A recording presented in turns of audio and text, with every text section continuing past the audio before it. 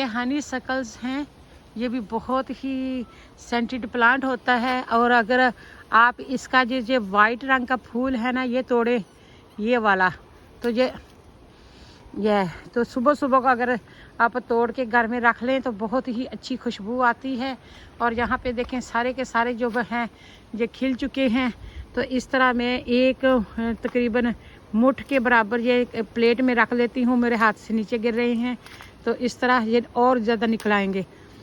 ये तो मैं इसको कहते, अब तो जिसका सेंट तकरीबन बहुत कम हो गया है, लेकिन ये हाईली सेंटेड प्लांट हैं। तो अगर आप देखें तो गौर से ये बहुत ही खूबसूरत लगते हैं। यहाँ पे कुग्गी भी बैठी हुई थी, अभी उड़ गई है, जिसको हम कुग्गी कहते हैं, डोव या फाख्ता कहते हैं उर्दू में। तो लोगों को पता ही नहीं है कुग्गी क्या होती है, उसको फाख्ता कहते हैं। और जो कई लोग होते हैं वो साइन करने को कुग्गी मारना कहते हैं। आप जितने भी मोटरवे पे जाएं, जो रोड्स के साइड में हो, तो ये जो फूल होते हैं ना, ये वाइल्ड डेजी इसका नाम है। ये बहुत उगे होते हैं, बहुत खूबसूरत लगते हैं। मुझे तो बहुत खूबसूरत लगते हैं। मैं तो अपने आप को खुशकिस्मत समझती हूँ, फॉर्चून समझती हूँ कि मैं आके इनको नेचुरल तौर पे देखती हूँ और रिकॉर्ड करती हूँ। मुझे तो ये जो घास पर्पल रंग की है, ये भी इसमें खड़ी नज़र आती है, बहुत खूबसूरत लगती है। आपको पता है यही घास, यही बीज जो है सर्दियों में जानवरों का फीड बनेगा। इनमें सीड होते हैं, जैसे चावल और गंदम में सीड होते हैं। तो इस तरह ये जो खूबसूरत सी नेचर है ना, मैं तो इसको देखकर बहुत खुश होती हूँ। सुबहान अल्लाह व बिहम्दिही सुबहान अल्लाहिल अज़ीम, सुबहान अल्लाह व बिहम्दिही सुबहान अल्लाहिल अज़ीम, सुबहान अल्लाह व बिहम्दिही सुबहान अल्लाहिल अज़ीम, सुबहान अल्लाह। ये जो बूटी है, एक बार मुझे मेरी फ्रेंड ने दिया था, गुलजार भी ने। तो आज भी मेरे घर में है, लेकिन कम हो गई है। यहाँ पे अलॉटमेंट में बहुत अच्छी फ्लोरिश करती है, जिस कोने में भी होती है तो खूबसूरत लगती है। मैं नेचर को क्यों बहुत ज़्यादा पसंद करती हूँ, जो खुद ब खुद उगे हुए हैं। मुझे तो घास भी बहुत प्यारी लगती है। अगर आप गौर से देखें, येलो फ्लावर्स हैं, येलो के साथ वाइट फ्लावर है, और वाइट के साथ आप देखें फिर येलो फ्लावर है, कितना खूबसूरत लगता है। तो इसीलिए इसी को एक्सप्लोर करने के लिए तो हम इधर आते हैं। और ये एक जो प्लांट है, ये यहाँ पर रखा गया है बीज के लिए। इसको तारा मीरा कहते हैं उर्दू में, रॉकेट लीव्स कहते हैं इंग्लिश में, और पोठहारी ज़बान में इसको कहते हैं जवां का साग, जवां। तो मैं इसकी लीव जो हैं वो सैलड की तरह खाना पसंद करती हूँ। और यहाँ पे चने लगाए गए हैं। कुछ चने तो बहुत ही अच्छे उगे हैं, काफ़ी ग्रीन हैं, और कुछ चने जो हैं वो काफ़ी ब्रीक से हैं, सड़े से हैं, लेकिन ज़ाहिर है उनको चांस दिया जाएगा। स्ट्रॉबेरीज भी लगाई गई हैं लाइन्स में, और यहाँ पे मेथी वगैरह लगाई गई है, ओवरजीन लगाए गए हैं। आप देख सकते हैं कि साथ में ये खाद नमा चीज़ भी डाली गई है, टमाटर को सपोर्ट देने के लिए और बीन्स को सपोर्ट देने के लिए काने लगाए गए हैं। बहुत मेहनत है। और ये छोटी छोटी जो प्लांटिंग है, ये मेथी है। इस तरह आप तकरीबन हर हफ्ते में, हर 2 हफ्ते बाद ना थोड़ी नया बीज लगा दें। यहाँ पे शेड में धनिया लगाया गया है, क्योंकि धनिया बहुत ज़्यादा गर्मी बर्दाश्त नहीं करता। और इधर भी टमाटोज लगाए गए हैं। ये देखें, ये टमाटोज लगाए गए हैं, इनके साथ भी स्टिक्स लगा दी गई हैं। वो पुराना गार्लिक जो है दूसरी तरफ है। और यहाँ पे मकई लगाई गई है। मकई के साथ ये पुराना धनिया जो है नवंबर अक्टूबर का, वो बीज के लिए रखा गया है। और अभी ये सारा जो ग्राउंड है ये डिग किया जाएगा, और यहाँ पे भी प्लांटिंग की जाएगी। मिंट जो है उसको बॉक्स में डाल दिया गया है, ताकि मिंट फैलता बहुत है, इधर उधर जड़ें चली जाती हैं, ताकि जड़ें इधर उधर ना जाएं, तो इसलिए उनको बॉक्स में रख दिया है। और इस तरह ये गार्डनिंग की जाती है। यहाँ पर यहाँ पे आपको 2 रेनबो कलर की विंड फैन नज़र आ रही होंगी। हमारे अलॉटमेंट में बहुत खूबसूरत है, बच्चे बहुत पसंद करते हैं, कहते हैं वाओ। तो ये स्ट्रॉबेरी प्लांट्स हैं। जितनी ज़्यादा स्ट्रॉबेरी पकेगी, आप जितनी ज़्यादा उसको रेगुलर तौर पे तोड़ते रहेंगे, उतना ही ज़्यादा बेहतर होगा। और कई लोग जो हैं उसको पकने के लिए छोड़ देते हैं, तो वो पक के फिर ख़राब हो जाती है, और बहुत सारी जो फ्लाइज वगैरह हैं वो ले जाती हैं। इसलिए जब भी अच्छा मौसम हो, जितनी ज़्यादा आप पिकिंग करेंगे, उतना जल्दी वो दूसरे जो प्लांट हैं वो ज़्यादा उसको ताकत मिलेगी और जल्दी पक जाएंगे। अगर आप गौर से देखें तो अभी भी बहुत सारी जो स्ट्रॉबेरीज़ हैं वो रोटन हो रही हैं, तो ये गुड आइडिया नहीं है। जब पक जाए, जब पकने के बिल्कुल करीब हो तो इनको तोड़ लेना चाहिए। बहुत ओवर राइप्ड जो होता है फ्रूट वो इतना अच्छा नहीं होता, क्योंकि ये अलॉटमेंट का होता है, ऑर्गेनिक होता है। ये हमारे नेबर्स का अलॉटमेंट है और उन्होंने बड़ी मेहनत की है। 2-3 बार खुदाई ही करते रहे हैं, डिग करते रहे हैं। ये देखिए कितना खूबसूरत गुलाब लगाया है और इसके इर्द गिर्द देखें कितनी अच्छी फेंसिंग लगाई है।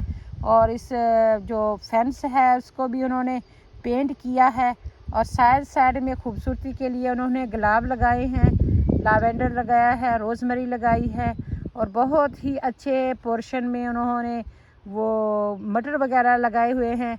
मटर से वो जानवर ना उनको चुग के लेके जाएं, नेट लगा दिया है। और ये टमाटो प्लांट जो हैं, ये चेरी टमाटो प्लांट्स हैं जिनके साथ ये स्टिक लगाई गई है उनको सपोर्ट देने के लिए। और इस तरह ये सारे थाइव्स वगैरह जो हैं यहाँ पर लगाए गए हैं। बहुत मेहनत दरकार है। बहरहाल जो बंदा काम करता है, मेहनत करता है, उसकी मेहनत का अजर उसको ज़रूर मिलता है। जब ये पोटैटो जो है पर्पल रंग के, जामुनी रंग के फूल निकाल लें तो ये अंदर से बन चुके होते हैं। अब जितना ग्रो होना था, जितने भी बनने थे बन गए। जब ये पत्ते सूख कर खुश्क हो जाएंगे, पीले हो जाएंगे, तो फिर ये बिल्कुल तैयार होंगे डिग करने के लिए। और जब ये एंड ऑफ फरवरी और मार्च में लगाए गए होंगे तो ये अभी 1 महीने में, 2 हफ्तों में ये बिल्कुल तैयार हो जाएंगे पोटैटोज़। जैसा कि मैंने बताया था कि ये वो जो गंदम होती है ना, तो ये जौ होते हैं। ये जौ खुद ब खुद उग जाते हैं। ज़्यादातर यहाँ पे लोग बर्ड को डालते हैं। ये बहुत ही बारीक दाना होता है, चावल से भी ज़्यादा बारीक होता है। और ये ऐसे उगे हुए हैं जैसे गंदम की भरमार है, इस तरह ये भी उगते हैं। पिछले साल मैंने छोड़ दिया था, इनको नहीं खड़ा था, बाद में इनका बीज निकाला था। तो अब ये खुद ब खुद उगे हुए हैं और इनका बीज जो होता है वो बर्ड फीड के लिए बहुत काम आता है यहाँ पे यूके में। आज जून की 9 तारीख है, तो अगर अब ये इस तरह खुदाई करना शुरू करेंगे, गुडाई करना शुरू करेंगे, तो कब ये फसल बोएंगे और कब होगी। तो यहाँ पे मई, जून, जुलाई, अगस्त, सितंबर यही महीने होते हैं, 4-5 महीने यहाँ पे आप सब्ज़ी कुछ उगा सकते हैं। सर्दियों में तो यहाँ पे कुछ होता नहीं है। रूट जो वेजिटेबल्स होती हैं वो हो जाती हैं, जैसा कि गार्लिक हो गया, प्याज हो गया, ओनियन, पोटैटोज़ हो गए, जड़ों वाली सब्ज़ी।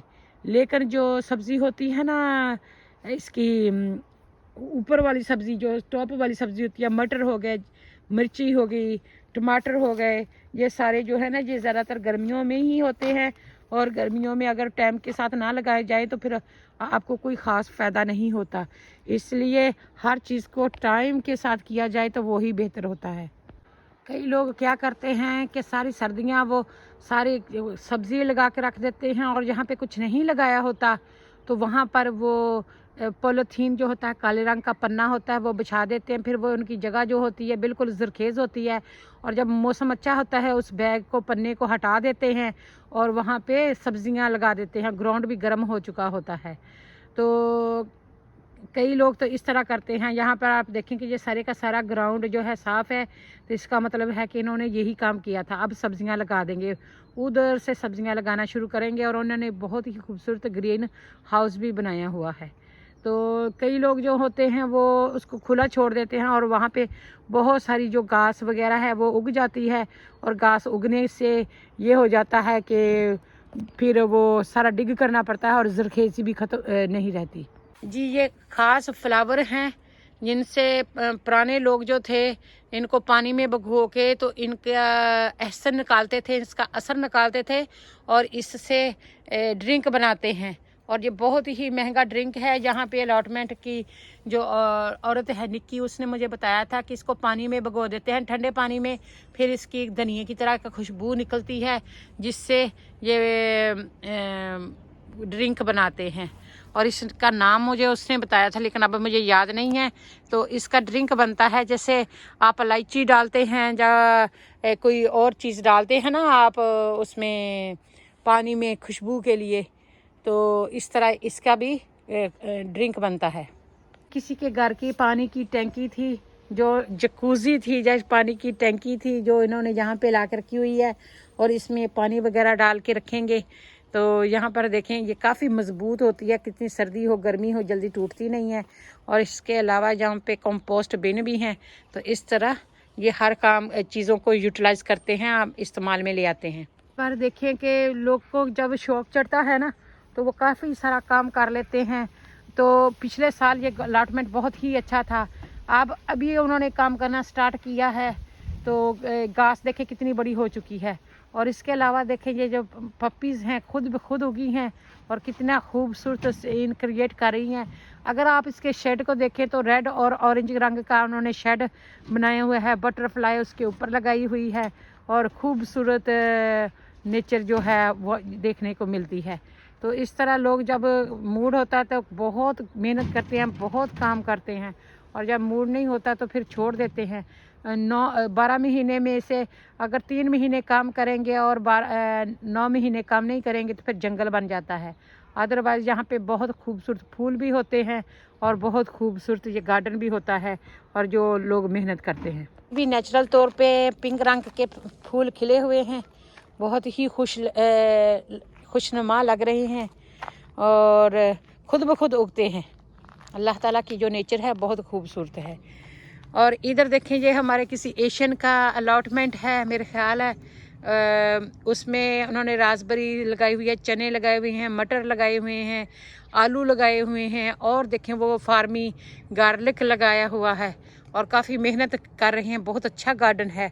इधर भी वो देखें जिनके ये गार्डन है उन्होंने ये सारी जो चीज़ें हैं ना वो सोए भी हैं, ये सारी कंपोस्ट बिन पे डाल दिए हैं जो भी इसमें था, और इसको साफ़ करना शुरू कर दिया है। और इसमें काफ़ी सारे ये ओले की तरह लगते हैं, तो ये गूस बेरीज होती हैं, गूस बेरीज। तो ये सारी जो अननेसेसरी लकड़ी है वो भी इकट्ठी करके रखी है इंसेक्ट के लिए, और इस तरह गार्डनिंग करते हैं। यहाँ पर देखें ये पपीज़ खुद उगते हैं। जब हम छोटे बच्चे हुआ करते थे ना तो इसके साथ भी देखें किस तरह ये बीज हैं। ये 2 बी नज़र आ रही हैं आपको, ये देखें जब ये लगती हैं ना तो बहुत ही हर्ट करती हैं। तो आपने देखा है कि इसमें जो दरमियान में डोडी सी होती है तो उसको हम अपने हाथ पे स्टैंप किया करते थे जब बचपन में, तो वो एक मार्क सा छोड़ा करती थी। यहाँ पे भी मैं दिखाती हूँ ये वाला जो ये वो पर्पल है, तो मैं इसको मार्क करके देखती हूँ कि अगर वो हाथ पे मार्क करता है कि नहीं। यहाँ पे ये नहीं करता, लेकिन पाकिस्तान में इसको मार्क करते थे तो ये बहुत ही अच्छा पैटर्न बनाता था हाथ पे। यहाँ पर देखें कि ये अलॉटमेंट है और इसके साथ ही फार्म है। तो वो बड़ा सारा जो आपको पौधा नज़र आ रहा है, ना सिर्फ वो पौधा है बल्कि वो ग्रेप्स की वाइन ऊपर चढ़ी हुई है सारी की सारी। ये सारे ग्रेप्स हैं, नीचे उसके शेड भी है, पानी की टैंक वगैरह भी हैं, और साथ साथ में ही उन्होंने काफ़ी सारे इधर दरख्त लगाए हुए हैं, पेड़ के, एप्पल के, चेरीज़ के, नाशपाती के जो भी हैं, तो यहाँ पे लगे हुए हैं जो बहुत खूबसूरत लग रहे हैं। और अब समर है, गार्डनिंग का टाइम है, तो इस तरह जो घास काट के अब इनकी खदाई वगैरह करेंगे और खदाई करके इसमें यहाँ पे प्लांट लगाएंगे। यहाँ पे देखिए कौवे कैसे मौज कर रही हैं। बिस्मिल्लाहिर्रहमानिर्रहीम। आज मैं आपको लेके आई हूँ गंदम के खेत के पास। ये सारा जो फार्म है ये गंदम का फार्म है। हो सकता है ये बाली फ्लावर हो, मुझे तो बहुत इंटरेस्टिंग लग रहा था तो मैंने सोचा कि आपके साथ क्यों ना शेयर करूं। यहाँ पर देखें ये सारे के सारे खेत जो है ना ये गंदम के हैं, और गंदम जो है वो पकने पे आई हुई है। यहाँ पे नवंबर अक्टूबर में यहाँ पे दाना डाल देते हैं और डाल के पड़ा रहने देते हैं। तो जब मौसम अच्छा होता है, वार्म अप होता है, तो जो ग्रास की तरह जैसे घास उगती है ना, ऐसे ही गंदम भी उगना शुरू हो जाती है। आपको पता है जैसे ये साइडों में घास है ना, ये भी गंदम जो भी चावल वगैरह होते हैं ये भी एक घास की ही किस्म होती है जो हम लोग खाते हैं। तो गंदम के घास की तरह ये भी उगना शुरू हो जाती हैं और इस पे भी दाने निकल आते हैं, जिसका हम ब्रेड बनाते हैं, पास्ता, स्पगेटी, आटा, रोटी, जो कुछ भी बनता है। ये भी सेंटेड फ्लावर हैं वाइट रंग के और बहुत ही प्यारी सी इनकी खुशबू है। इसको मैग्नोलिया कहते हैं, वाइट मैग्नोलिया। तो ये रोजेज़ हैं। ना सिर्फ मैं आपके लिए इसको रिकॉर्ड कर रही हूँ, बल्कि मुझको इनकी खुशबू भी आ रही है। यहाँ पर देखें, जितनी देर 1 मिनट में के करीब मैं यहाँ पे खड़ी होंगी तो मैं इसकी खुशबू से भी महसूस होंगी। तो अगर मैं आपको गौर से इसका फूल चेक करवाऊँ तो यहाँ पर देखें, इस तरह का इसका फूल होता है। यहाँ पर देखें, अभी इसको कोई पानी नहीं लगाया गया, कोई इसका ख़ास केयर नहीं की गई, जहाँ ये बहुत ही अच्छा फ्लोरिश करे, बहुत ही अच्छी जो है खुशबू दिखाए।